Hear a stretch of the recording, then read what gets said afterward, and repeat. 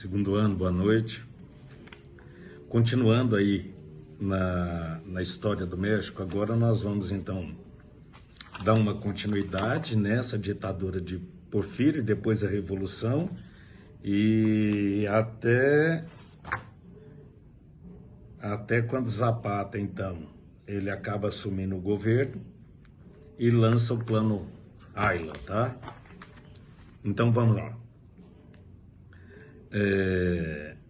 Já em 1872, com a morte de Benito Juárez, Porfírio Dias, então, ele dá um golpe no Estado e assume. Se ele vai dar um golpe, automaticamente a gente já vai entender que vai ser um governo ditatorial, né? E acaba, devido a essa grande instabilidade e esse golpe, ele vai colocar uma ditadura que vai ser bem longa. Ela vai de 1876 e só vai terminar em 1911. Pensa, que loucura que não deve ter sido essa história, né? E aí, na política interna, o governo, então, de Porfírio acaba tendo uma aproximação com os latifundiários, e aí, com essa aproximação, acabou, então, eles expulsando a comunidade indígena, e eles, então, foram confiscados os bens dele, e aí eles tiveram que ir para a área mais pobre, viu? Por quê? Porque em 1893 é instituído a Lei dos Baldios. O que seria essa lei? Eles, então, vão estabelecer exigência do título de posse de terra. E, é claro, como os índios não vai ter isso, eles, então, vão confiscar a terra indígena. E ele, então, vai agir, já que é um governo ditatorial, com repressão, principalmente a população menos favorecida. A cultura indígena é totalmente subjugada. Na política externa, abre o capital, abre a economia para o capital internacional, e aí o que? Os próprios recursos naturais vão ser o que? Explorados por investidores, principalmente ingleses e estadunidenses, com empresas mineradoras e indústrias petrolíferas. Diante disso, também ninguém pode negar que acontece um crescimento. Você vai ver isso aqui no Brasil também, quando nós estudarmos a ditadura militar novamente, você vai ver que tem um crescimento. No caso do Brasil, foi mais um crescimento entre aspas, tá? Mas teve um crescimento, não tem como, por causa de indústria, de abertura a empresas internacionais, assim como no México. Mas aí o que? O que acontece quando isso ocorre? Acaba tendo uma exclusão social e uma dependência completa externa. Por quê? Porque a indústria interna ela não é valorizada e não tem lei protecionista. Isso é um desastre para um país. Uma hora ou outra vai aparecer, então, as consequências. Esse desenvolvimento econômico que acaba tendo e gera essa exclusão social e a dependência externa, também aparece uma classe média completamente insatisfeita. Por quê? Porque as riquezas nacionais, no caso as riquezas nacionais do México, elas estão indo embora. Elas se vão, né? Porque o quê? É totalmente produzida para exportação. E isso acaba sendo um problema. E aí o que eles vão fazer? Começa a aparecer, então, reivindicações. Começa a aparecer o quê? Um pedido, uma reivindicação de reformas democráticas, participação política maior, que é o que todo mundo vai fazer. Na ditadura militar aqui no Brasil, vocês sabem que no final aqui também o nosso período foi longo, foram 21 anos, você sabe o que acontece. E aí então, o que está havendo com isso. Diante de tudo isso aí, o que vai aparecer? Movimento revolucionário. Vão aparecer esse movimento revolucionário, ele vai acabar acontecendo de 1911 até 1917. Agora que eu havia feito para vocês todo um resumo, mas agora a apostila de vocês, para vocês entenderem melhor todo esse movimento, eu vou ter que partir agora para ler um pouco. Olha aqui para você ver. Em 1910, já estava completamente, a situação estava extremamente insustentável. Tá? Você pode ver que nós já estamos falando de 1910, 1911 acaba, né? Todo o México já estava extremamente descontente. Era esse descontentamento por parte dos indígenas, de camponeses que foram expulsos da terra, no caso, os operários das companhias estadunidenses que exploravam o petróleo, o cobre, o carvão. Eles acabam ficando revoltados porque eles estavam tendo maus tratos, baixos salários e principalmente porque havia privilégio a esses colegas que eram estrangeiros. E aí as elites acabam perdendo, também acaba ficando insatisfeita porque vai perdendo o monopólio do poder dessas indústrias recém-chegadas multinacionais, porque elas vão detendo o poder, monopolizando a própria economia e começa a controlar isso aí.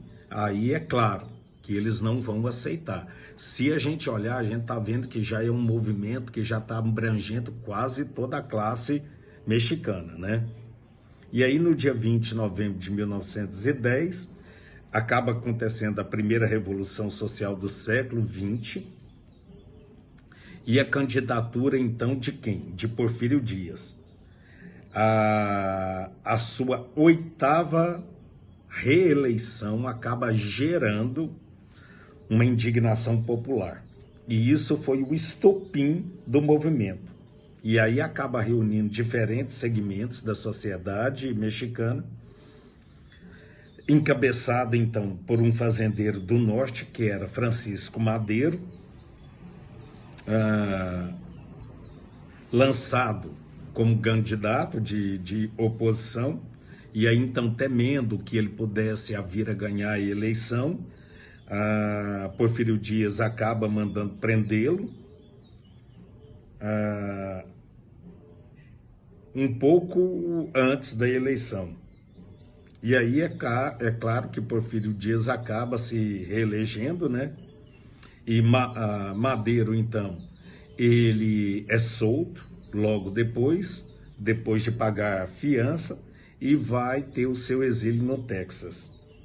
E aí ele começa a organizar um movimento revolucionário que, para ter essa obtenção da camada popular, e porque ele começou a prometer, então, a devolução das terras e reformas eleitorais. No Sul, então, o líder era Emiliano Zapata, tá? Ele acaba organizando um exército libertador do Sul, contando com o apoio de quem? De indígenas. No Norte, Francisco, então, Pancho Villa, assumiu o comando da divisão do Norte. Levantes populares no Sul e no Norte do país precipitaram a renúncia, então, de Porfírio Dias, porque se você olhar tanto o Sul quanto o Norte com esse representante forte, acaba então fazendo uma pressão, e Porfírio Dias ele acaba renunciando em maio de 1911, e Madero então assumiu a presidência do México. O governo de Madero então não confirmou toda a expectativa da população, e dão continuidade a esse levante, que foi liderado por quem? Por Zapata, que acaba exigindo, então, uma reforma agrária. E aí, em novembro de 1911, Zapata, então, lança o plano Ayla. O que era esse plano? Que era o quê? Que propunha reforma agrária imediata, devolução de terras expropriadas, criação de um banco para fornecimento de crédito à agricultura e confisco de bem dos que opusessem à reforma. Então, e aí, para reprimir então o movimento de Zapata, Madero acaba organizando uma força militar que acaba então dando fim no seu próprio fim, né? Por causa dessa intervenção do general Victorino Huerta. Apoiado pelos Estados Unidos, o Huerta utilizou-se as tropas para depor e assassinar Madero, assumindo o poder em 1913. Pensa que loucura que estava isso aí, hein? E aí, no norte, o governador, então, do estado de Coahuila, eu acho que é assim, que era Venustiano Carranza, ele não reconhece a legitimidade do governo e lançou então um outro plano chamado de Guadalupe, que convocava a nação a derrubar o usurpador. Carranza obteve adesão de alguns líderes políticos dos guerrilheiros do estado de Chiachua e Durango, liderados por Ponte Villa. Esses grupos nortistas deram origem ao exército constitucionalista. Tá? Então, e apesar então dessas contradições sociais entre norte e sul, as forças do norte e do sul, eles acabam então unindo-se contra esse governo federal, e aí entre 1913 e 1914, esses constitucionalistas conquistaram cidades importantes do norte, enquanto os zapatistas atacam o governo de Guerreiro, no sul, e aí após a retirada do apoio estadunidense pelo novo presidente dos Estados Unidos, que era o Woodrow Wilson, que acaba então ordenando a ocupação do posto de Veracruz em abril de 1914, e o Huerta se viu isolado e renunciou em julho. Em agosto, as tropas do Exército Federal renderam-se e Carranza assumiu como presidente provisório. Falou, um abraço.